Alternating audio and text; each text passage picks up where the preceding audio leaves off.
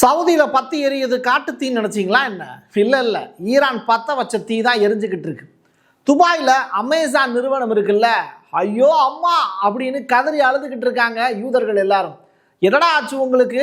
இது வரைக்கும் எல்லாரையும் நீங்கள் தானடா அழுக வச்சுக்கிட்டு இருப்பீங்க, இப்போ என்னடா புதுசாக நீங்கள் அழுகுறீங்கன்னு கேட்டால், இன்னொரு பக்கம் என் ஃப்ரெண்டு ஒருத்தர் அழுதுகிட்டு இருக்கேன் அப்படிங்கிறாங்க யூதர்கள். யாரான்னு பார்த்தா துருக்கி.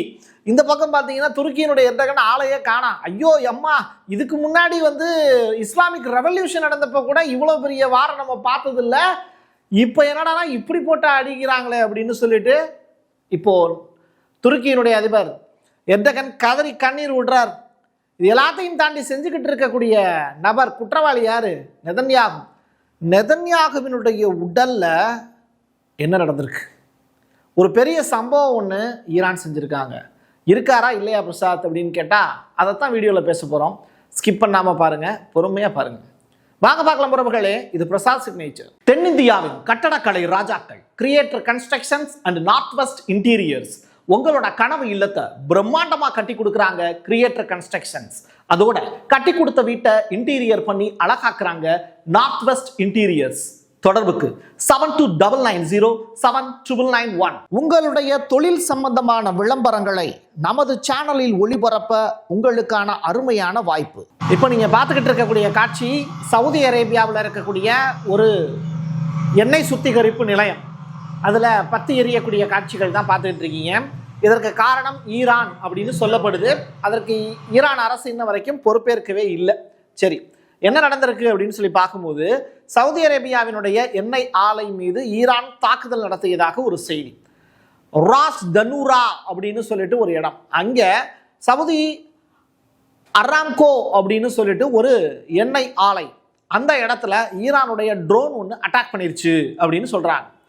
ஆலையில் தீப்பற்றி எரிஞ்சதுனால உடனடியாக அதை கட்டுக்குள்ள கொண்டு வரப்பட்டதாக ஒரு தகவல். ஆனால் அதுக்குண்டான வீடியோஸ்லாம் பார்த்தீங்கன்னா பெரிய அளவில் வைரலாக சுற்றிக்கிட்டு இருக்கு. நிலைமை கட்டுக்குள்ளே தான் இருக்குது அப்படின்னு சவுதி அரசு சொன்னாலும் சவுதி அரசுக்கு கொஞ்சம் ஈரான் மேலே பயம் வந்திருக்கு. நம்ம தான் கொலை செய்ய சொன்னோம் கம்பெனியவர்களை அப்படிங்கிற ரகசியத்தை வாஷிங்டன் போஸ்ட்டு இப்படி போட்டு உடைச்சிட்டாங்களே அப்படிங்கிற ஒரு வருத்தம் சவுதியினுடைய இளவரசர் சல்மான் அவர்களுக்கு இருக்கத்தான் செய்யும். பயம் இருக்கும்ல, கொன்றுவாயிலோ அப்படிங்கிற பயம், அதுதான் விஷயம். அமெரிக்காவுக்கு பதிலடியாக மத்திய கிழக்கு நாடுகள் மீது தொடர்ச்சியாக ஈரான் நடத்தி வரக்கூடிய தாக்குதல் அதிபயங்கரமாக இருக்குது. நீங்கள் இந்த வீடியோவில் கடைசி வரை பாருங்கள். ஒரு அமெரிக்க லேடி ஒருத்தவங்க அழுகுறாங்க. பிலிப்பைன்ஸில் இருக்கக்கூடிய ஒரு பொம்பளை புள்ள வீடியோ எடுத்துக்கிட்டு இருக்கும் போதே அந்த பிள்ளைக்கு நேர்ந்த கதி என்னன்னு நீங்கள் பாருங்கள், பொறுமையாக பாருங்கள். அடுத்து துபாயில் அதி முக்கியமான ஒரு ஸ்பாட்டை ஈரான் இப்போ பெரிய அளவில் அட்டாக் பண்ணியிருக்காங்க. மூன்றாவது உலக போர் வெடிக்குமோ அப்படின்னு அச்சப்படக்கூடிய வகையில் தான் அந்த செய்தியை பார்க்க முடியுது. துபாயில் இன்னைக்கு காலையில் 4:30 மணிக்கு எலக்ட்ரிசிட்டி திருதுப்புன்னு கட் ஆகுது. அமேசான் நிறுவனத்துக்குள்ளே வேலை பார்த்துக்கிட்டு இருக்கவங்க எல்லாருமே அலறி அடிச்சுட்டு வெளியில் ஓடி வராங்க. ஏதோ ஒரு பெரிய சம்பவம் ஒன்று நடந்துருச்சு அப்படிங்கிறது புரியுது. நீங்கள் இந்த கிளவுட் அப்படின்னு சொல்லிட்டு ஒரு பிரிவு இருக்குது. அதாவது என்ன பண்ணுவாங்கன்னா, அதை வச்சு தான் அந்த இன்டர்நெட்டு இயக்கம், ஒரு டேட்டா ஸ்டோரேஜு, சர்வருடைய இயக்கம், இது எல்லாமே இருக்கும். நீங்கள் கூட இடையில யூகேவினுடைய மிக முக்கியமான தளங்களில் அவங்க கூகுள்லாம் மெயிலில் எரேஸ் பண்ணுங்கன்னு சொன்னாங்கல்ல, அது ரொம்ப கூலிங்காக வச்சுருக்கணும், அதிக அளவில் ஹீட்டை ப்ரொடியூஸ் ஆகிடக்கூடாது, அந்த மாதிரியான இடங்கள் அது. அப்படி இருந்தால் இன்டர்நெட் டோட்டலாக கட் ஆகிடும். இப்போ இங்கே இன்டர்நெட் மட்டும் கட் ஆகலை, எலக்ட்ரிசிட்டியே கட் ஆயிடுச்சு. அமேசான் நிறுவனம் டோட்டல் ஃபெயிலியர் அப்படின்னு சொல்கிறாங்க. ஈரானுடைய ஏவுகணை மற்றும் ட்ரோன் தாக்குதலால் யுஏஇ அப்படிங்கிற நாடு ஸ்தம்பிச்சு போயிருக்கு. யுஏஇ என்னதான் தன்னுடைய ஏர் டிஃபென்ஸ் சிஸ்டத்தை தன்னை பாதுகாக்க முற்பட்டாலும் ஈரானுடைய தாக்குதலுக்கு முன்னாடி யுஏஇ, அதாவது யுனைடெட் அரப் எமிரேட்ஸ், இந்த நாட்டால் தாக்கு பிடிக்க முடியல. பெரிய அளவிலான சேதாரம் இருக்குது.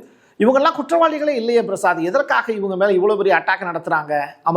அமெரிக்காவினுடைய துணையோடு இருக்காங்க அப்படிங்கிற காரணமா அப்படின்னு கேட்டால், ஆமாம், யுஎஸ் தளங்கள் மிடில் ஈஸ்டில் நிறைய இடங்களில் இருக்குது. அந்த இடங்களில் இருந்து அமெரிக்கா தனது வான்வெளி தாக்குதலை ஈரான் மேலே நிகழ்த்தினதுனால தான் ஈரான் இந்த பதில் தாக்குதலை பண்ணிக்கிட்டு இருக்காங்க.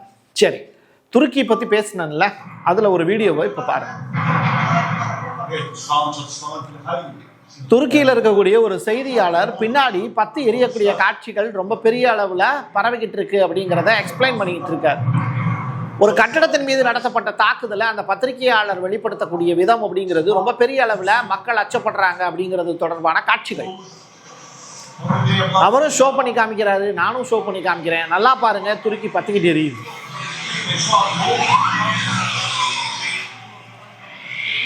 ஓ மை காட், காசு பணம் வச்சு என்ன பிரயோஜனம்? உலகத்தினுடைய 43 பில்லியனர்கள் யூதர்கள் தான் இருக்காங்க அப்படிங்கிற அந்த லிஸ்ட் சொல்லுது. அந்த யூதர்கள் தான் அமெரிக்காவை ஆண்டுகிட்டு இருக்காங்க. அதுதான் இங்கே இருக்கக்கூடிய பெரிய பிரச்சனை. துருக்கியில் இருக்கக்கூடிய அமெரிக்க தளத்தை ஈரான் இப்போ அட்டாக் பண்ணியிருக்காங்க. துருக்கியில் இருக்கக்கூடிய இன்சர்லிக் அப்படிங்கிற விமானத்தளம், அதுவும் அமெரிக்காவினுடைய விமானத்தளம் சொல்கிறாங்க. அதில் பாதி வந்து துருக்கிக்கு சொந்தமானது, பாதி அமெரிக்காவுக்கு சொந்தமானது. ஸோ இந்த விமானத்தளத்தின் மீது நடத்த இருக்கக்கூடிய தாக்குதல் அப்படிங்கிறது அது பயங்கரமான செய்தியாக பார்க்கப்படுது. நீங்கள் நெல்லுக்கு பாயிறது புல்லுக்கும் சில நேரத்தில் பாயும் அப்படின்னு நம்முடைய தமிழ் சமூகத்தில் ஒரு டயலாக் ஒன்று இருக்கும், பழமொழி.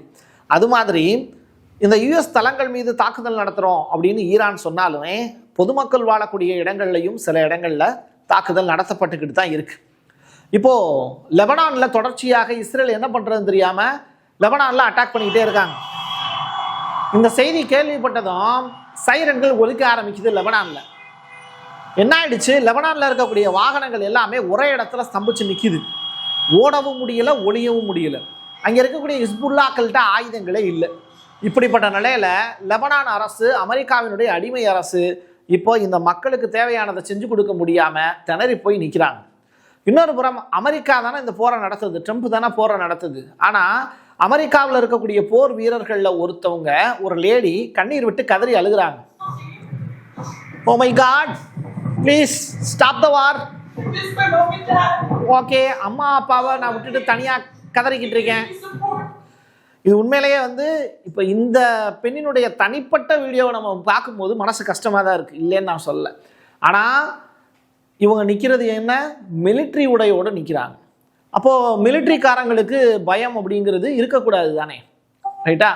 அப்போது போர்க்களத்தில் போய் வந்துட்டு பூபாலத்தை தேடி புன்னகையோடு காத்திருக்கிறேன் அப்படின்னு சொல்ல முடியாது. அந்த இடத்துல கண்ணீரும் வடிக்க முடியாது.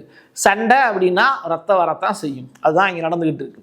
டெல் அவீவில் நடந்த இஸ்ரேலிய அமைச்சரவையினுடைய பாதுகாப்பு கூட்டத்தை ஈரானிய ஹைபர்சோனிக் ஏவுகணைகள் குறி வச்சிருக்கு.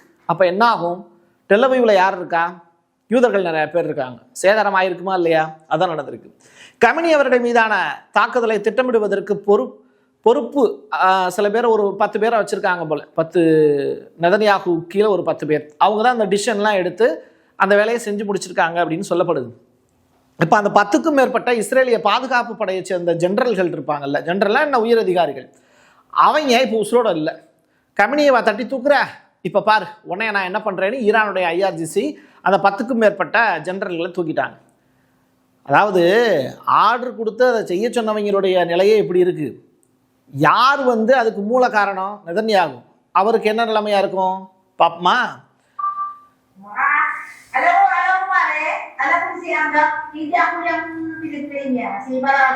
இந்த பொண்ணு மிடில் ஈஸ்ட்ல ஒரு முக்கியமான ஒரு நாட்டில் இருந்து லைவ் வீடியோ ஒன்று போடுறாங்க, சரியா? அந்த வீடியோவை தான் நீங்கள் இப்போ பார்த்தீங்க, சரியா? இப்போது அந்த லேடி உயிரோடு இல்லை. அவங்க பிலிப்பைன்ஸ் அப்படிங்கிற அந்த நாட்டை சேர்ந்தவங்க. துபாயில் ஒரு அடுக்குமாடி குடியிருப்பில் இருக்காங்க. நண்பர்களே, இது ரொம்ப ரொம்ப வேதனையான செய்தி. சொல்லும் போதே எனக்கு உடம்பு கையெல்லாம் நடுங்குது. துபாயில் வந்து பார்த்தீங்கன்னா ஏகப்பட்ட நண்பர்கள் நிறையா பேர் இருக்காங்க. நம்முடைய தமிழ் உறவுகள் இருக்கீங்க, ஜாக்கிரதையாக இருங்க. 5 மாடிக்கு மேலே இருக்கக்கூடிய கட்டடத்தில் தயவுசெய்து இருக்காதீங்க. எல்லாமே நல்லா இருக்குது அப்படின்னு நினைக்காதீங்க. தாக்குதல் நடத்துகிற வரைக்கும் இயல்பாக தான் இருக்கும். ஒரு அட்டாக் நடத்துனாங்கன்னா ஒட்டுமொத்த பில்டிங்கும் டேமேஜ் ஆகிரும். இப்போ நீங்கள் பார்த்தீங்கல்ல, அதுதான் நிலை, அங்கே இருக்கக்கூடிய நிலை. ஸோ பிலிப்பைன்ஸில் இருக்கக்கூடிய ஒரு லேடிக்கு ஏற்பட்ட நிலை உங்களுக்கு ஏற்படாமல் இருக்கணும்னா பாதுகாப்பான இடங்களை தேடி ஓடிடுங்க. பெரிய உயரமான கட்டடங்களில் இருக்காதீங்க. யுஎஸ் தளங்கள் இருக்கக்கூடிய கட்டடங்களுக்கு பக்கத்துலையும் இருக்காதீங்க. அரசு அலுவலகங்கள் இருக்கக்கூடிய இடங்கள்லையும் இருக்காதீங்க. அமெரிக்கா எங்களை கைவிட்டு விட்டது, இஸ்ரேலை பாதுகாக்கிறதுக்காக எங்களை வந்து காவு கொடுத்துட்டாங்க அப்படின்னு இப்போ சவுதி அரேபியாவை சேர்ந்த உயரதிகாரி ஒருத்தர் கண்ணீர் விட்டு கதறக்கூடிய காட்சியும் பார்க்க முடிஞ்சுது, ரைட்டா? இதுவும் நடந்துக்கிட்டு இருக்கு. சவுதி அரேபியா எங்களுக்கு சல்மான் அப்படி உத்தரவு பிறப்பிக்க சொன்னார் அப்படிங்கிறது வேற கதை. ஆனால் நாங்கள் என்ன பண்ணோம் அப்படின்னு சொல்லிட்டு அங்கே இருக்கக்கூடிய அரசு அதிகாரிகள்லாம் அமெரிக்கா கிட்ட இப்போ கூக்குரலை எழுப்புறாங்க. எங்களை பாதுகாப்புக்கிறதுக்கு ஒரு ஏர் டிஃபென்ஸ் சிஸ்டமாவது கொடுத்தியாயா?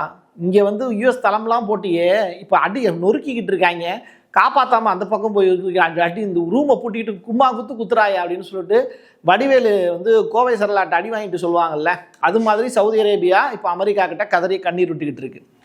ஈரானிய தாக்குதல் காரணமாக குவைத்தினுடைய வான்வெளியில் பல அமெரிக்க விமானங்கள் விபத்துக்குள்ளானதை குவைத் இராணுவம் தெரிவிச்சிருக்காங்க.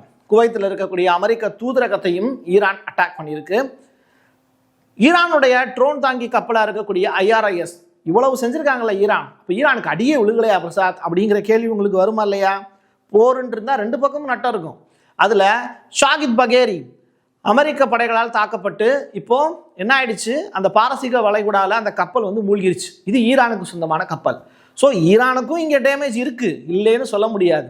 ஸோ இது இஸ்லாமிக் அரசுக்கு ஒரு பெரிய அடி அப்படின்னு சொல்லப்படுது. கடைசியாக நம்ம நெதன்யாகுவினுடைய விஷயத்துக்கு வருவோம். கொலை முயற்சி அவர் மீது நடத்தப்படலாம் அப்படின்னு IRGC சொல்லியிருக்காங்க. பட் நாங்கள் அவங்கள கண்டிப்பாக தட்டி தூக்கிடுவோம் அப்படிங்கிற ஸ்டேட்மெண்ட்டையும் சொல்கிறாங்க. அதாவது 10th வேவ் ட்ரூ ப்ராமிஸ் அப்படிங்கிற அந்த வார்த்தை உங்களுக்கு கேள்விப்பட்டிருப்பீங்க. அது வந்து ஈரான் எடுத்து வைக்கக்கூடிய போர் முறை. இந்த ட்ரூ ப்ராமிஸில் கண்டிப்பாக இலக்கு தப்பாது அப்படிங்கிற ஸ்டேட்மெண்ட்டை நெதன்யாகுவை வச்சு சொல்கிறாங்க.